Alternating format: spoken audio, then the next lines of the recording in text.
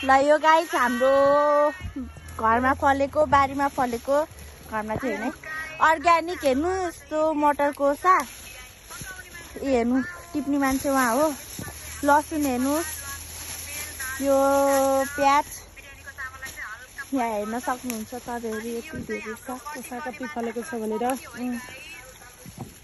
हाम्रो बारीको कोसा यहाँ चाहिँ हामी पानी लाउँदैछौँ हाम्रो घरमा इनार छ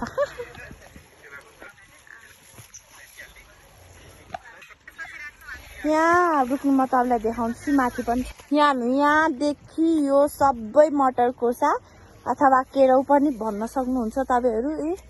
सबै यो यहाँ यो सबै लसुन त्यहाँ मान्छे टिपिराख्नु भएछ मान्छे नभन्नु मेरो भाइजू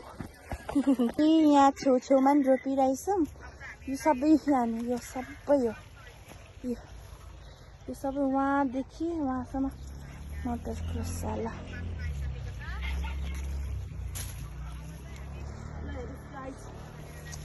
हेर्न सक्नुहुन्छ ल हेर्नुहोस् उचाल्यो भने यति धेरै छ ल